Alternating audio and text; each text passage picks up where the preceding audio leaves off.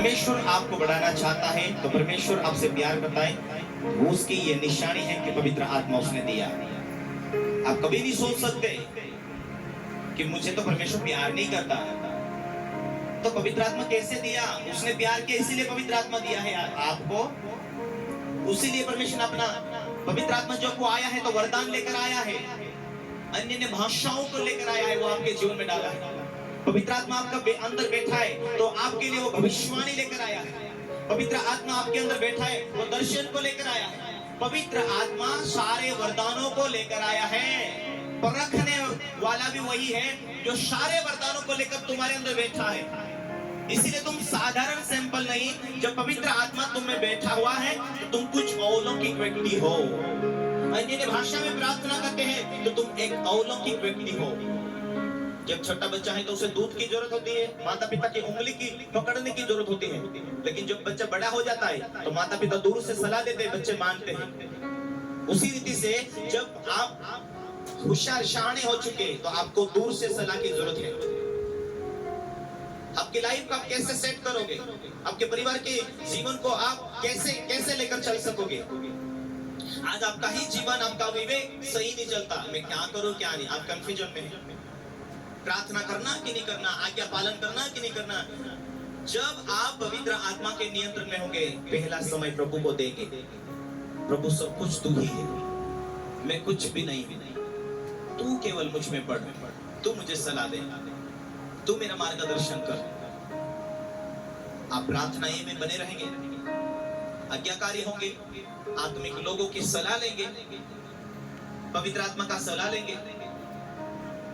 Hallelujah, hallelujah. क्योंकि परमेश्वर का वचन कहता है जहां आत्मा वहां आजादी है, जहां आत्मा है वहां आजादी है। तुम परमेश्वर का मंदिर हो, पवित्र आत्मा का घर हो। जब पवित्र आत्मा तुम्हारा बॉडीगार्ड के रूप में आकर बैठा है, वो तुम्हें बुद्धिमान व्यक्ति बना देगा। पतरस को एक स्त्री ही डरा दिया था, यह भी तो यीशु के साथ था। नहीं, मैं नहीं था, यीशु के साथ मैं नहीं था। वही पतरस पवित्र आत्मा के वरदानों से भरा, पवित्र आत्मा के गुणों से भरा, वो राजाओं के बीच में खड़ा हुआ, हजारों लोगों के बीच में खड़ा हुआ। और उसी पतरस के द्वारा अंधे देखे, मुर्दे जीवित हुए। वही पतरस के द्वारा कुछ पत्रियां बाइबल में लिखा गया, और वही पतरस हजारों लोगों के बीच में खड़ा हुआ। वही पतरस के द्वारा हजारों बड़े बड़े काम किया गया। एक ही बात है, उसकी भूख थी बराबर, वो प्रश्न पूछता था, आगे बढ़ता था। बार बार यीशु को प्रश्न पूछने वाला कौन? पतरस। डरपोक कौन? पतरस। जल्दी उतावली में बोलने वाला कौन? पतरस। और वही पतरस को प्रभु ने इस्तेमाल किया। उसकी भूख उसकी आत्मिक बढ़ोतरी के लिए तलाश थी। आपकी भूख आत्मिकता के लिए भूख होती है, वो उपवास रखते हैं।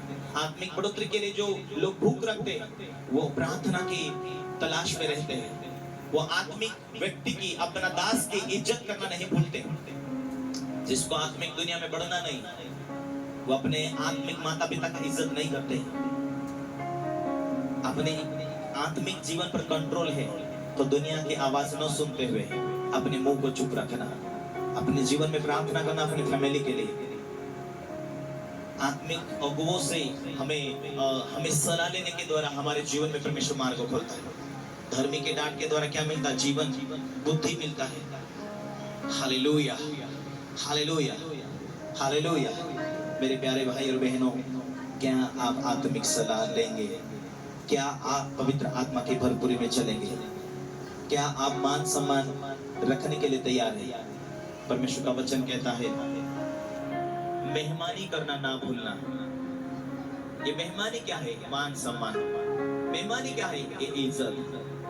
मेहमानी क्या है? प्रभु के लोगों का आदर करना। क्यों कलीसिया एकत्रित होती थी पुराने टाइम में? घर घर जाकर रोटी तोड़ते थे, उनकी एकताई को दर्शाता था। उनके बीच में परमेश्वर का सलाह दर्शाता था, परमेश्वर का प्रेम दर्शाता था। एक भाई को मैंने देखा, मेरे साथ रहकर परमेश्वर के बड़े बड़े काम को देखा किया। जब वो मीटिंग में आता था, मैं बोलता था उसको कि उन लोगों को, तुम्हारे घर में जब हम आते तो हमें तो अच्छा खिलाता, लेकिन जब तू आता है तो लोगों को लेकर नहीं आता प्रार्थना में। जब तेरे घर में हमारे लिए खाना तो पकाता है, लेकिन बाकी लोगों को जाओ जाओ करके भेज देता है। प्रभु के दास के लिए तो प्रेम है, लेकिन लोगों के लिए प्रेम नहीं, लोग बचाए जाइए प्रेम नहीं। बाद में मालूम पड़ा कि जो भेंट हमसे वो चाहता था, जो लोग भेंट देते थे, वो रख लिया करता था। एक दिन बड़ी समस्या हुई, पैरालाइज हुआ, मैं जाकर प्रार्थना किया।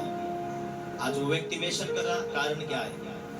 क्योंकि अभिषेक के पीछे नहीं होते, सफलता के पीछे नहीं होते, प्रभु तेरी मर्जी पर मैं जीऊं, ऐसे वो प्रभु का पीछा नहीं करते। उनकी जो सोच होती वो गलत होने के कारण वो बुराई में फंसते, पापों में फंसते।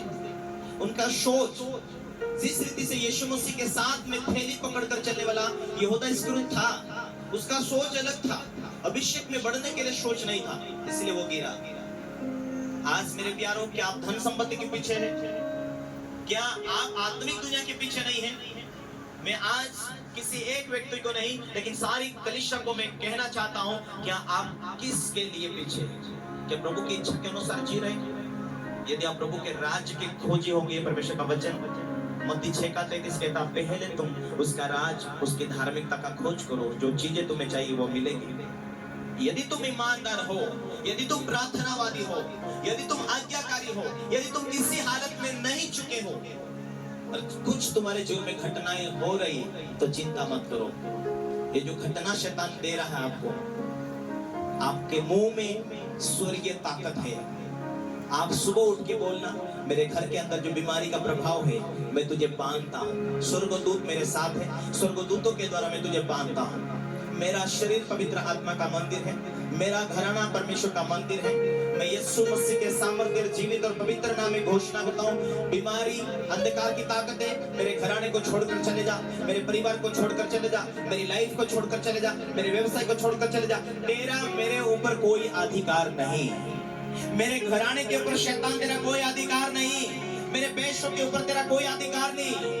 मैं परमेश्वर के राज्य को बनाने के लिए खड़ा हूँ, उसकी सेवा से जुड़ा हूँ, मैं उसके अभिषेक से जुड़ा हूँ। मेरे सारी बरकत को खाने वाली शैतानी शक्ति जलो और ईश्वर की आग के द्वारा जो मुझे पवित्र आत्मा बल देता है, उसी पवित्र आत्मा की आग के द्वारा अंधकार की ताकत टूट जाओ। इस दिन से अपने मुंह से हथियार को सुरा करोगे, चालू करोगे, शुरू करोगे, शैतानी शक्तियां खत्म होगी। Hallelujah, hallelujah. जब आप बेचारे बन के आपको मालूम है कि परमेश्वर मेरा भाग है, परमेश्वर